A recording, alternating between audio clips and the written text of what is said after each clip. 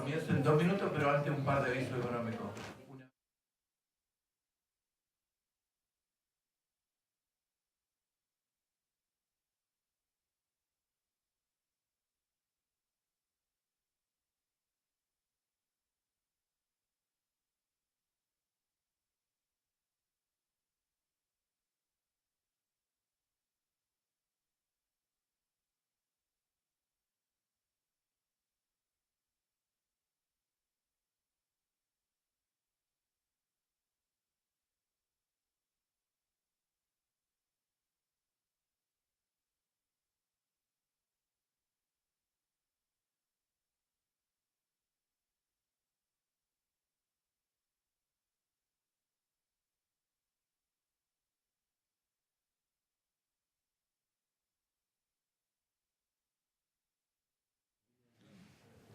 Ok, buenas noches. Vamos a dar inicio a esta reunión del día de hoy. Esta es una reunión bien especial, la Sociedad Chilena de Obstetricia y Ginecología, en una política que ya ha sido tradicional en los últimos años, intenta compartir en lo máximo posible con todas aquellas sociedades que han nacido al alero de la sociedad. Ojo ahí el caso de la Sociedad Chilena de Medicina Reproductiva, SOCMER, y hemos querido compartir con ellos esta reunión clínica en el día de hoy. Es por eso que tenemos una reunión conjunta en un mes bien especial, en un mes que estuvo bien interrumpido, pero ya lo estamos retomando la normalidad. Para ello nos hemos congregado hoy a un tema tremendamente interesante que aborda temas tanto de la ginecología obstetricia, de la ginecología general en mayor resumen, hacia la medicina reproductiva. El doctor Javier Crosby, que es el secretario general de la Sociedad Chilena de Medicina Reproductiva, es el encargado de hacer las presentaciones y de conducir el resto de la presentación. Doctor Crosby. Muchas gracias. Para mí es un honor presentarles al doctor Armando Cortines. Él es miembro de la Unidad de Medicina Reproductiva del Hospital Clínico de la Universidad de Chile y también es miembro de la Clínica Indisa. Y él va a presentarnos hoy día una conferencia que se titula La utilidad de la histeroscopía ambulatoria en ginecología general e infertilidad. Muchísimas gracias. Sí, más de higiene general, como dijeron por ahí. Bueno, primero que nada, muchas gracias por la invitación. Al doctor Schwarze, que fue quien me comprometió a participar, y ambas sociedades también que me permiten estar con ustedes hoy día. Me ha tocado hacer algunas presentaciones anteriormente sobre el tema y por lo tanto algunos podrán pensar que es como un caballito de Troya. También a veces, cuando he presentado, me podría haber sentido así como un poco como el profeta en el desierto, hablando de un tema que pareciera como que no ha aprendido tan fuerte, pero de alguna manera uno no pierde la esperanza del desierto florido, ¿no es cierto? Y de que, digamos, en un futuro próximo haya mucha gente dentro de esta técnica que me parece extremadamente útil. Y lo primero para comenzar es que tengamos totalmente claro acerca de qué estamos hablando cuando hablamos de histeroscopía ambulatoria, qué es y qué no es la histeroscopía ambulatoria. Y esto es importante porque existía un concepto clásico que separaba la histeroscopía en histeroscopía diagnóstica e histeroscopía quirúrgica, siendo la histeroscopía diagnóstica aquella que se realizaba de manera ambulatoria, en que se utilizaba un equipo especial que es el histeroscopio diagnóstico. Muchos de ellos no tenían posibilidades de utilizar instrumentos ni canal de trabajo. Algunos de ellos son equipos flexibles, otros rígidos. Y por otro lado, la histeroscopía quirúrgica, que es aquella en la cual uno lleva a un paciente a quirófano, lo somete a anestesia, pide exámenes tal como cualquier otra cirugía, y esta se realiza con un equipo diferente que es el resectoscopio o histeroscopio quirúrgico.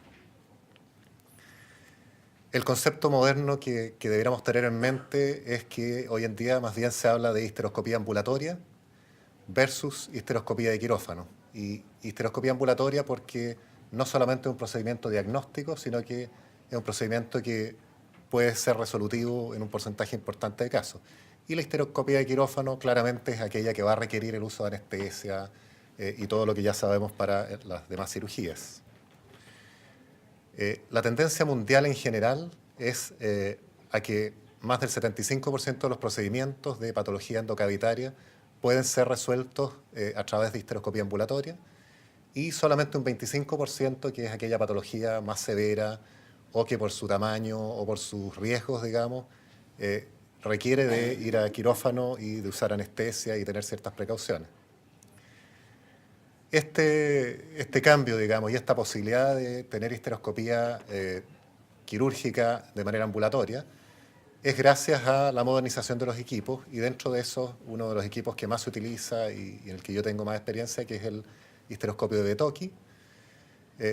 Las ventajas que tiene, ahí vemos arriba un gráfico, ¿no es cierto?, más o menos del diámetro que tenían los histeroscopios convencionales, que es un diámetro entre 5 y 7 milímetros a veces, y de forma circular. La genialidad fue eliminar todo aquello que no servía o que no tenía una utilidad absoluta, digamos, y dejar solamente el espacio necesario para la parte óptica, que es la luz y la visión, y un canal de trabajo que también es el canal de irrigación. La forma ovoide también permite que se adapte de mejor manera a la forma del canal cervical, especialmente el orificio endocervical, que habitualmente es ovalado y no circular. También permite la utilización de manera ambulatoria, lo que se llama la técnica no touch, vale decir contacto mínimo con los tejidos y con los órganos de la paciente. Esto significa no utilizar espéculo, significa no utilizar pinza POSI y no realizar dilatación. Y en muchas revisiones, claramente, algunos de los factores que causaban tanto el dolor como las complicaciones tienen que ver con precisamente el uso de estas etapas, especialmente la dilatación, que es la que habitualmente se asocia con las perforaciones. Acá tenemos un trabajo en que se revisa lo que se denomina la técnica vaginoscópica, que es la misma, digamos, técnica que ya estábamos mencionando, en la cual claramente se ve que de manera significativa disminuye las molestias de los pacientes. Esto es lo que ha permitido realizarlo de manera ambulatoria, con mínimos riesgos y sin necesidad de utilizar anestesia.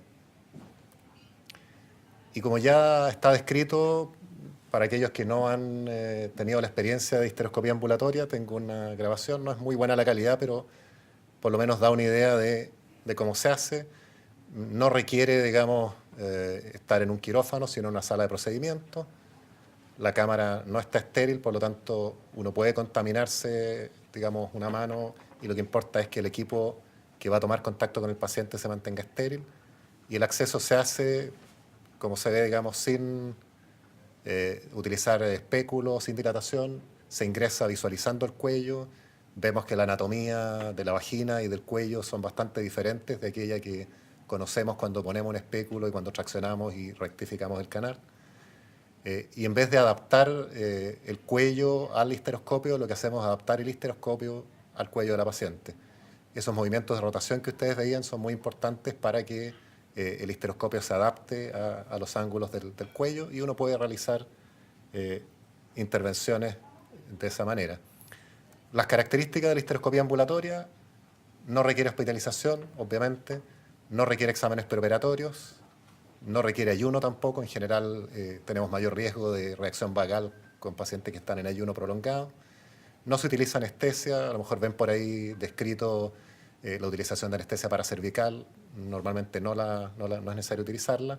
Antibióticos tampoco, espéculo y POSI ya lo dijimos, dilatación, y misoprostol, que también muchas veces se pregunta, bueno, necesitas, digamos, utilizar alguna forma de dilatación, y siempre que se presenta o se hace un curso la pregunta es, bueno, ¿y usan misoprostol?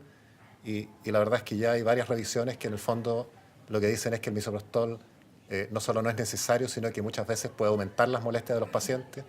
Hay pacientes que lo pueden tolerar bastante bien, pero hay otros que pueden tener dolor, cólicos, incluso trastornos gastrointestinales, y por lo tanto no se debe usar de rutina. Tal vez en casos muy específicos podría pensarse en recurrir a él, pero no está indicado. Y la segunda pregunta que también se hace frecuentemente en los cursos es, bueno, ¿y es necesario usar antibióticos profilácticos? Y también existe varios estudios en los cuales se ve que el riesgo, digamos, de infección con el procedimiento es tan bajo que no está justificado el uso de rutina de antibióticos. Obviamente hay que, digamos, conocer a la paciente, si tiene antecedentes de enfermedad inflamatoria pélvica, si tiene un flujo alterado, obviamente no es el mejor momento para hacer el procedimiento.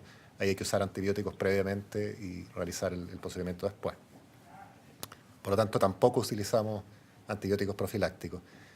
Y bueno, ¿para qué sirve la histeroscopía ambulatoria? Y es bueno tener una idea, digamos, de la cavidad uterina, que es el objetivo de la histeroscopía. El volumen endometrial normal, ¿no es cierto?, es el que tienen ahí descrito, entre 0,9 y 1,7 ml. Y la superficie del endometrio, pensando que es una mucosa que tiene pliegues, es entre 12 a 15 centímetros cuadrados, o sea, una superficie no pequeña. Y el método tradicional que teníamos de estudio de la cavidad uterina y de la patología cavitaria es el legrado uterino diagnóstico, que según muchos, digamos, centros que han empezado a hacer histeroscopía, prácticamente ya no lo hacen, o solamente lo hacen en casos de metrorragias o patología obstétrica. Se ha visto, por ejemplo, en estudios en que han evaluado piezas de histerectomía posterior a un legrado que parece completo de la cavidad, que hay un porcentaje muy importante en el cual menos de 3/4 de la cavidad han sido, digamos, muestreados con el legrado, y como ven, un 16% menos de 1/4 de la cavidad. O sea, estamos asumiendo que la muestra que obtuvimos es representativa y, sin embargo, no tenemos, digamos, una certeza de que estamos tomando una muestra homogénea. En general, algunos calculan que omite entre un 10 y un 20% de la patología, y específicamente cuando hay patología focal. Este es un estudio bastante interesante de histeroscopía en metrorragia posmenopáusica.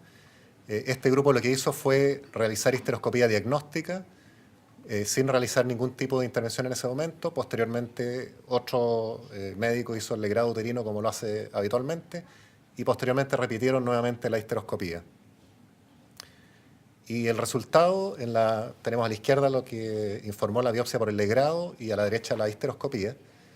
Vemos que un 25% de los casos de estas mujeres posmenopáusicas con metrorragia se obtuvo tejido insuficiente, o sea, no fue posible hacer diagnóstico, lo cual nosotros asumimos que significa que la paciente está normal, y lo cual vamos a ver después que no necesariamente es así. En ese caso de tejido insuficiente, con histeroscopía sí se puede hacer diagnóstico en un porcentaje significativo de pacientes. En el caso de endometrio normal, que fue un 70% más o menos, podemos ver que hubo un 1% de cáncer de endometrio. Por lo tanto, claramente esto de tomar una muestra donde el instrumento que estamos utilizando es capaz de tomar la muestra y no donde debemos tomarla, no siempre puede ser la mejor alternativa. Y en los casos de pólipo, obviamente, cuando se recupera a través de un legrado, el diagnóstico es pólipo endometrial, y en cáncer lo mismo. Cuando hay patología difusa, una hiperplasia, un cáncer que ya ocupa toda la cavidad, probablemente no hay mayor diferencia. Por lo tanto, ¿qué ventajas tendría la histeroscopía? La primera es una evaluación visual de la cavidad endometrial, la posibilidad de detectar malformaciones de la cavidad, de detectar alteraciones de la forma inducidas por patología como mioma submucoso, adherencias, etc. Específicamente patología focal, que claramente en la histeroscopía, al recorrer toda la superficie, uno va a ver, digamos, dirigidamente. La biopsia endometrial además es dirigida, no es donde podemos, sino que es donde queremos. Si vemos una zona que tiene una vascularización alterada o un engrosamiento endometrial, vamos a muestrear en esa zona y no en las zonas normales. La calidad de la biopsia también es mucho mejor, podemos obtener una muestra de un tamaño mayor, con todas las capas, digamos, del tejido de la mucosa. La posibilidad también de tratamiento simultáneo, y finalmente que es posible realizar incluso en mujeres sin actividad sexual. En general, ¿en qué áreas uno podría visualizar el uso de la histeroscopía ambulatoria? En ginecología general, bueno, toda la patología que tiene que ver con patología de cavidad, metrorragias, malformaciones, dispositivos extraviados, así como pólipos, miomas y sinequias. En climaterio ya vimos algo en la metrorragia peri y posmenopáusica. Muchas veces decidimos con una ecografía que nos parece normal asumir que hay un endometrio delgado y que esa metrorragia no tiene importancia, es atrofia, pero si tenemos un examen que es simple y que no implica un riesgo mayor, probablemente muchas veces vamos a querer tener una mayor seguridad. Con el engrosamiento endometrial también, después vamos a ver alguna diapositiva. En obstetricia, digamos en embarazo inicial, por ejemplo, aquellos casos de embarazo con dispositivo en que no es posible retirar el dispositivo en etapas iniciales, cuando se pierden los testigos. Hay alguna experiencia publicada y nosotros también tenemos algunos casos. Y en aborto retenido, yo no tengo experiencia, pero hay algunos grupos que están trabajando en evaluación morfológica del embrión y biopsia dirigida, más que este vaciamiento que hacemos y que a veces la muestra no es tan óptima para el patólogo. En medicina reproductiva tenemos dos áreas que son todo lo que significa infertilidad, y ahí tenemos tratamiento, igual que en ginecología, la patología endocavitaria. También tenemos un área especial que es la fertilización asistida de baja y de alta complejidad, y otra área que es la esterilización quirúrgica definitiva.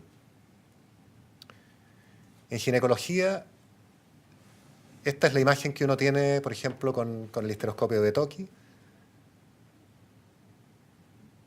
Vemos un útero arcuato, ¿no es cierto?, en que se ve la zona fibrosa en el fondo, se ven los orificios tubarios. Esa es la imagen de la evaluación previa. Para que vean la diferencia, a continuación hay imágenes de la misma paciente con resectoscopio. Significa que hicimos dilatación, cambiamos el equipo. Claramente la visión suele ser bastante menos nítida que la que tenemos con histeroscopía diagnóstica, por lo tanto, o con histeroscopía ambulatoria.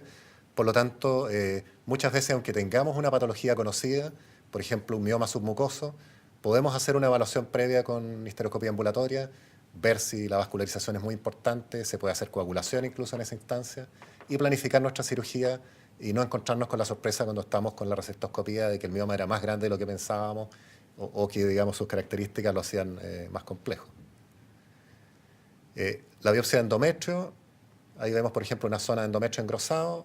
Existen varias técnicas, se puede tomar una muestra con tijera, pero esto es una técnica rápida en que uno puede ingresar con el histeroscopio con la pinza puesta y uno toma una biopsia bastante importante de la zona del engrosamiento.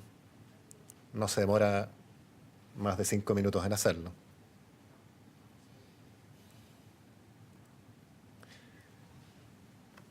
En el caso de la polipectomía sería como la intervención, digamos, ideal para hacer con histeroscopía ambulatoria. También, digamos, hay muchas formas de accederlo, dependiendo del equipo que uno tenga, la experiencia, pero muchas veces, como una forma de evitar la manipulación, disminuir las molestias, uno puede hacerlo con la pinza, ingresar directamente con la pinza y desgarrar el pedículo, sobre todo cuando son pólipos mucosos y no pólipos más fibrosos. Y también la polipectomía demora muy poco tiempo y se resuelve sin mayores problemas. Si el pólipo es muy grande, hay que recordar que el cuello mide entre 3 y 4 milímetros y por lo tanto hay que fraccionarlo antes de intentar extraerlo. Tampoco sería un drama en algunos casos dejar, digamos, el pólipo y permitir que se expulse, pero no tendríamos la posibilidad de la biopsia. En climaterio, ya lo habíamos mencionado, y prácticamente cuando uno está trabajando en climaterio lo que está pensando y lo que quiere descartar es la neoplasia. Este caso es un caso de un adenocarcinoma de endometrio y es una paciente que tenía ecografías en que la calidad de la imagen no era óptima. Ella se sometió a un legrado uterino en el cual se obtuvo una muestra insuficiente y más o menos un año después volvió a sangrar y en ese momento fue derivada para evaluación. Y esta es la histeroscopía que demuestra claramente, ¿no es cierto?, un tejido irregular, muy vascularizado, que sangra fácilmente, este aspecto como turbio de descamación celular, ¿no es cierto? Por lo tanto, en este caso el legrado de alguna manera retrasó el diagnóstico y impidió que esta paciente recibiera un tratamiento más oportuno. Los vasos vemos también que el calibre es bastante variable y bastante impresionante. Y en este caso uno obviamente obtiene una muestra de la zona que le parece más alterada.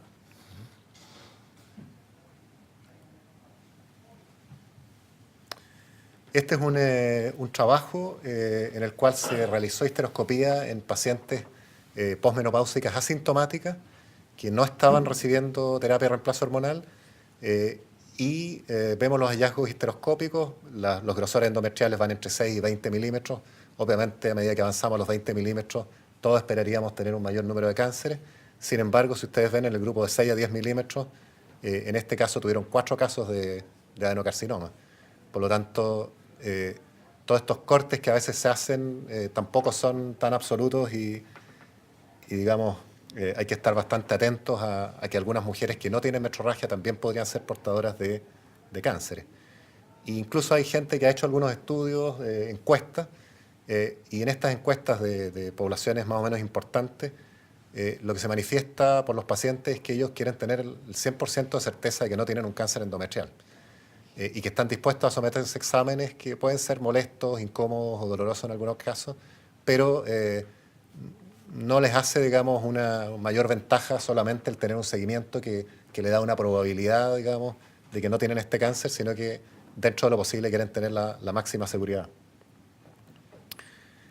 Ya mencionamos, ¿no es cierto?, en obstetricia, en gestación inicial, todos sabemos que el pronóstico de los embarazos con dispositivo es bastante adverso, por lo menos un 50% de esos embarazos se van a perder, y de aquellos embarazos que van a seguir adelante también hay un porcentaje importante que van a tener complicaciones especialmente sépticas, rotura prematura de membrana, con embarazos que a veces están en el límite de la viabilidad y son casos bastante dramáticos. No existe una casuística muy amplia, pero encontré un trabajo de un grupo chino. Ellos tienen 30 casos de extracción de dispositivos en que estaban extraviados los testigos. Dentro de la estadística que ellos muestran, bueno, hacen notar que 6 pacientes de los 30 casos igual optaron por un legrado, porque obviamente en ese país, digamos, no les piden ningún tipo de explicación y es un procedimiento voluntario. Pero de los casos que no buscaron un legrado, tuvieron un número importante de partos de término y un muy buen resultado que no hubiera sido esperable probablemente si hubieran continuado con su dispositivo. Nosotros tenemos 2 casos, dentro de esos, digamos, uno tuvo un embarazo de término, el otro aparentemente no hubo complicación por el proceso de la histeroscopía, pero hizo posteriormente un aborto retenido que requirió un legrado. Y este es uno de los casos en lo cual normalmente lo que uno hace es ingresar a la cavidad con una menor presión, obviamente para tener un trauma mínimo.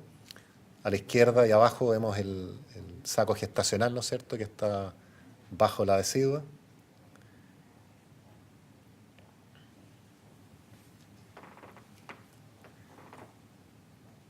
Y lateral al saco podemos ver el vástago del dispositivo, ¿no es cierto?, que tiene los testigos absolutamente incluidos o dentro de la cavidad endometrial. En este caso, obviamente, si es posible tomar este dispositivo y retirarlo, va a tener un pronóstico bastante mejor y, bueno, de rutina es lo que uno hace cuando los testigos son visibles. El problema es cuando estos no se ven. Si uno quiere hacer histeroscopía, el ideal es que ese procedimiento se haga precozmente. O sea, después de las 10, 11 semanas en general está contraindicado porque ya el saco gestacional ocupa toda la cavidad y el procedimiento es bastante más complicado. En cuanto a medicina reproductiva, que fue la presentación inicial que me habían solicitado, existe, primero, digamos, mirando lo que es el área de anticoncepción, existe ya una experiencia amplia en Europa, en Estados Unidos, de esterilización tubaria definitiva con el inserto Essure. Cuando se han hecho estudios de costo, claramente, digamos, el costo es menor que realizar una esterilización laparoscópica, los riesgos obviamente también son menores. Y se ha visto, digamos, que es un procedimiento seguro, que tiene una eficacia muy alta y que claramente, digamos, sería mucho más razonable si uno está planificando en una mujer que no va a ser sometida a otra intervención, que se someta a una esterilización histeroscópica ambulatoria y no a una laparoscopía para salpingoligadura. Este es un video que no es mío, es de la empresa, pero la técnica, digamos, es bastante simple. Primero se explora la cavidad, hay un aplicador especial para que no haya escape de líquido y el inserto viene en una sola pieza que se introduce a través del canal de trabajo y de irrigación. La punta que tiene es una punta Roma que fácilmente, como ustedes ven, se adapta al orificio. Cuando uno llega a la marca y estima que el inserto está dentro de la zona cornual de la trompa, se retira y se reevalúa la posición. y posteriormente se retira, digamos, el resto del inserto. En general, la sugerencia es que quede entre 4 y 6 vueltas de espira dentro de la cavidad, lo que disminuiría la probabilidad de que se desplace este inserto. Las formas de control posterior, algunos sugieren la posibilidad de hacer histerosalpingografía, pero se ha visto que el control ecográfico es perfectamente factible. Si se ve que está en posición, a los 3 meses la trompa está ocluida. Dentro de la infertilidad también la histeroscopía tiene varias, digamos, áreas en que podría ser útil. Claramente, cuando hay patología y uno la corrige, podemos mejorar la posibilidad de embarazo. Eso es bastante obvio. Pero también en la fecundación asistida de baja y de alta complejidad existe casos, por ejemplo, que hay un acceso difícil del cérvix. A veces todos tenemos pacientes que para hacer inseminación intrauterina o para hacer transferencia son un problema serio. Y en estos casos la histeroscopía es capaz de corregir, ¿no es cierto?, y ampliar el canal, digamos, abrir las sinequias si es que hay, y por lo tanto va a mejorar también el resultado. Y también existen algunas evidencias de que incluso en aquellos casos en que parece todo normal, la histeroscopía por sí sola podría aumentar las tasas de implantación. Cuando uno tiene una pareja infértil en evaluación, obviamente ya hay todo un estudio que está estandarizado. Actualmente la histeroscopía no se plantea como un procedimiento de rutina, aunque hay algunos estudios que están evaluándolo. Este es un estudio en que evaluaron 557 casos consecutivos de parejas infértiles que estaban consultando y buscando si tenían patología intracavitaria. Y en este grupo lo que ellas vieron es que tenían una patología endocavitaria que dependía mucho de la edad, lo cual es bastante razonable, que iba entre un 30 y un 60%. Hay distintos trabajos, algunos hablan de un 15 a 20%, algunos hablan de un 40 a 50%, probablemente depende de las características de los pacientes, pero en pacientes que tienen a veces ecografías normales y que no tenemos otra sospecha, vamos a encontrar algún porcentaje de patología al realizar la histeroscopía. En baja complejidad también, muchas veces nos encontramos con el caso de un pólipo endometrial, a veces son bastante pequeños y pensamos que no tienen mayor impacto. Y acá se hizo un estudio prospectivo randomizado en el cual en uno de los grupos se hizo histeroscopía y se tomó solamente una biopsia del pólipo, en el otro grupo se hizo una polipectomía. Vemos que las características de los pacientes son equivalentes. Y si nos vamos al cuadro de abajo, en rojo, vemos que las tasas de embarazo fueron significativamente mejores en pacientes en que se realizó la polipectomía y posteriormente inseminación intrauterina, comparadas con aquellas en que se tomó solamente una biopsia y se mantuvo el pólipo. Ahí vemos también el cuadro de arriba, los tamaños de los pólipos. También la pregunta es, en la paciente que va a someterse a una fertilización in vitro, ¿qué utilidad tiene hacer histeroscopía? Este trabajo del año 2006 es una evaluación antes de ir a fertilización in vitro, buscando, digamos, el impacto que podía tener. Vemos que un porcentaje importante es normal, un 60%, y en el resto vamos a encontrar alguna patología. Pero lo más notable es que acá tenemos 3 grupos. El grupo 1, que es pacientes control en que no se hizo histeroscopía. El grupo 2A es pacientes en que la histeroscopía se encontró normal, no encontramos nada. Y el grupo 2B es en que se encontró una histeroscopía alterada y se hizo algún tipo de tratamiento.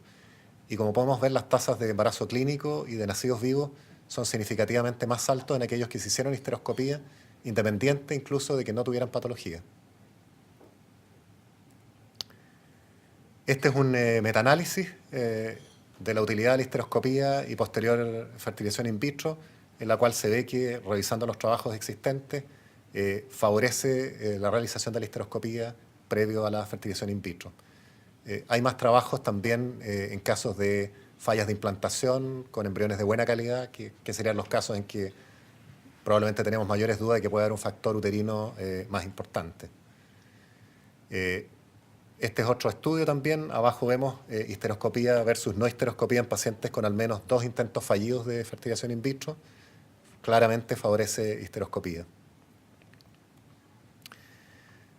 Desde hace bastante tiempo, antes de que aparecieran estos estudios de histeroscopía, ya se había observado que la injuria endometrial a través de biopsia con PIPEL o de otros métodos podía tener un impacto sobre la implantación embrionaria.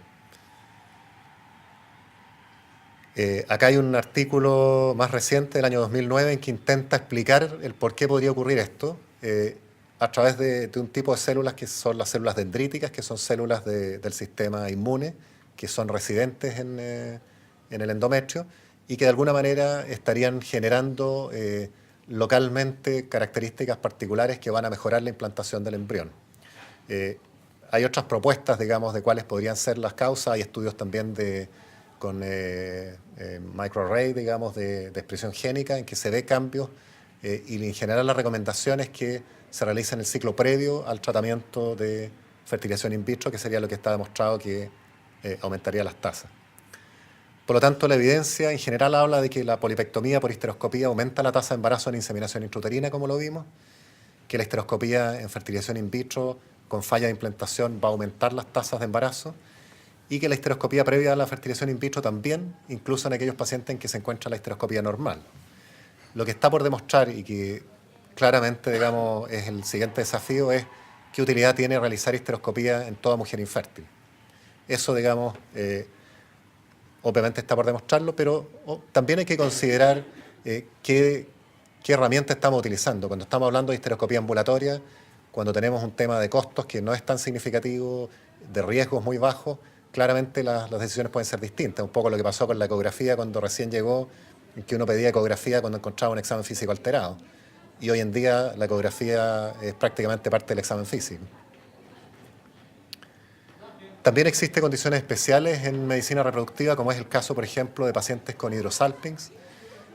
Muchas de ellas son pacientes que, por ejemplo, tienen patología como endometriosis, que son patologías que producen una distorsión de la anatomía importante, que ya están decididas a entrar a fertilización in vitro y que en el fondo, si uno encuentra un hidrosalpinx, lo que tiene que hacer es ir a la salpingectomía o a ocluir el cuerno, digamos, si es que no es posible la salpingectomía.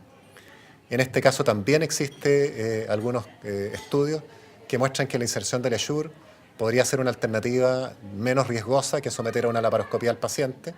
Nosotros tenemos varios casos, tenemos incluso casos en pacientes que tienen hidrosalpinx en una trompa, con la trompa contralateral sana, que después de poner el Essure se han embarazado de manera espontánea con su trompa sana. En general se recomienda en esos casos dejar una menor cantidad digamos, de espirales del Essure a la cavidad para que haya menor riesgo, digamos, de que afecte la implantación. Este es un reporte, son pocos casos, por lo tanto la estadística no tiene mayor utilidad. Abajo vemos una histerosalpingografía en que a un lado se ve el inserto del Essure, al lado derecho, y al lado izquierdo se ve el inserto, pero se ve hidrosalpinx. En este estudio específicamente ellos vieron que incluso en esos casos algunos pacientes tuvieron, digamos, embarazos espontáneos cuando tenían una trompa sana. Por lo tanto, a veces, a pesar de que a los 3 meses no se haya ocluido la trompa, muchas veces en el control de los 6 meses la trompa ya se puede haber bloqueado si el inserto está en buena posición. Este es del mismo estudio. Como hemos visto, en diagnóstico y tratamiento de patología endocavitaria hay una serie de procedimientos y de patologías que pueden ser manejadas con histeroscopía ambulatoria. Tengo 2 o 3 diapositivas de la experiencia local, no tengo una experiencia actual, ya los casos, digamos, deben ir más de 600. Muy importante cuando uno está pensando en qué ventajas tiene con este procedimiento, el tiempo que uno demora, por ejemplo, en un procedimiento diagnóstico, en el 87% menos de 20 minutos. Y cuando uno está hablando de procedimientos quirúrgicos, 70% por lo menos de 20 minutos. O sea, menos del tiempo que a veces demoramos en llamar por teléfono y pedir el pabellón, o pedir los exámenes preparatorios, o conseguir que el anestesista llegue al quirófano. Las complicaciones de estos primeros casos, tuvimos 5 casos de reflejo vagal, 4 casos moderados que requirieron un reposo, digamos, no se utilizó en ninguno de estos casos atropina ni otras drogas, y un caso leve. El dolor de estos primeros casos, una EVA, escala visual tomada por una persona independiente del que hace el procedimiento, de 4.5. Hay que considerar además que fueron los primeros casos, por lo tanto, en la medida que avanza la experiencia, probablemente la escala de dolor debiera disminuir. Por lo tanto, la histeroscopía ambulatoria, según lo que hemos revisado, es un procedimiento seguro. altamente resolutivo, si pensamos que un 75% de la patología podría resolverse con ella. Es un procedimiento rápido, conveniente desde el punto de vista de tiempo y de comodidad para los pacientes, y simple, no es un procedimiento que requiere un entrenamiento tan complejo y como además está exento de riesgos importantes, en general de eso debería estimular a realizarlo. Y entonces, ¿por qué no se ha desarrollado más la histeroscopía ambulatoria en Chile? Yo creo que es una buena pregunta a hacerse y más todavía teniendo dos sociedades presentes. Y algunas causas que a mí me parece que pueden tener que ver. La primera, uno podría pensar, bueno, existe el equipamiento, y la verdad es que cuando uno empieza a revisar, el equipamiento está en muchas clínicas hoy en día. Por lo tanto, y el costo tampoco es un costo tan importante. Existen equipos como el que vieron ustedes en el video de la histeroscopia ambulatoria, que son equipos en una pieza, que traen fuente de luz, que traen su pantalla y que son bastante accesibles. Por lo tanto, me parece que el equipamiento no sería la explicación principal. La capacitación podría ser, a lo mejor no hay tanta gente que tenga experiencia, en la medida que hay más gente haciéndolo, va a haber más gente aprendiendo, hay algunos cursos que se están haciendo, pero probablemente en eso falta un poco de trabajo, y ahí también las sociedades podrían tener algún rol.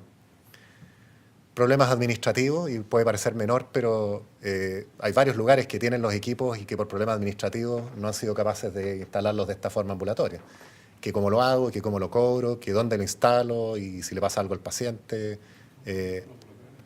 acreditarse, etcétera. Y por lo tanto, eso sí es más bien responsabilidad de las clínicas y los centros, digamos, que tienen estos equipos, el ver cómo lo hacen de manera administrativa, así como los pacientes entran y se hacen endoscopías digestivas y se hacen cistoscopías, también pueden entrar y hacer histeroscopías. Por lo tanto, tampoco debería ser tan difícil. La conveniencia para los médicos, y aquí un punto que vale la pena pensarlo bien. Digamos, todos sabemos que los códigos que se asignan a los procedimientos no tienen que ver con la capacitación que tiene que tener el médico, ni con el tipo de equipo y los costos que eso involucra. Y por lo tanto, yo creo que ahí también hay un trabajo pendiente por las sociedades médicas de posicionar frente a, digamos, a FONASA los costos reales de lo que significa una laparoscopía, una histeroscopía u otros procedimientos, y que en la medida en que esto no se transparenta y no se resuelve, no hay un incentivo tampoco para que la gente los haga. A pesar de que, como vemos, para los pacientes es tremendamente útil y ventajoso, en la medida que no haya un incentivo y que sea mejor hacer un legrado en pabellón, va a ser muy difícil que podamos tener un cambio importante.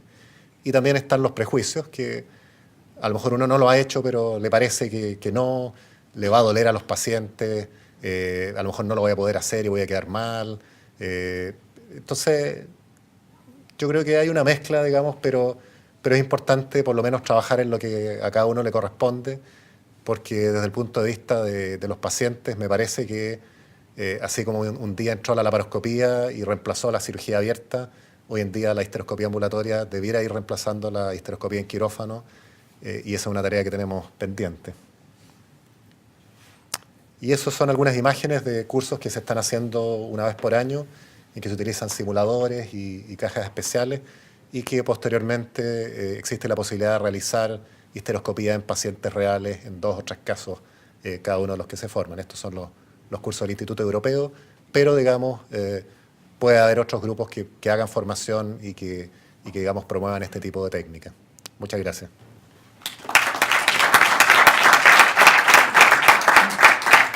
Muchas gracias, Armando. Voy a pedirles que, por favor, si realizan una pregunta, utilicen este micrófono, que aunque no suena en nosotros, suena en Sochoc TV.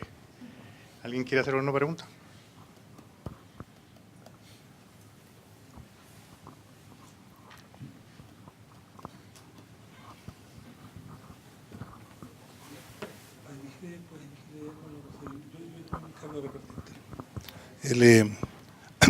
Felicitaciones y gracias por la presentación, creo que ha sido muy didáctico.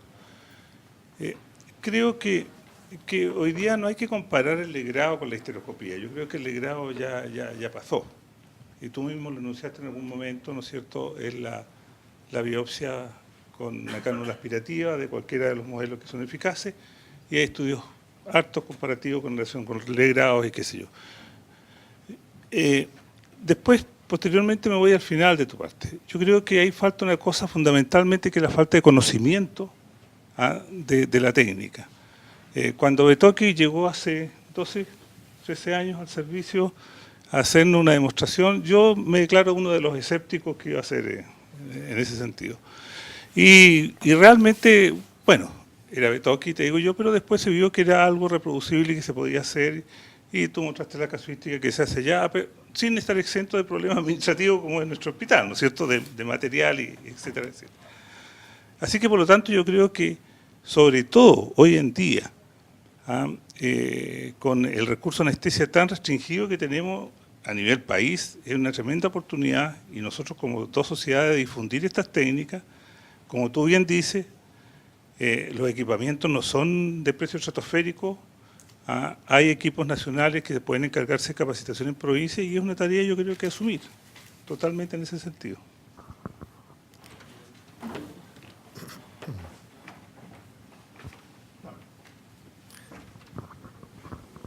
¿Alguna otra pregunta?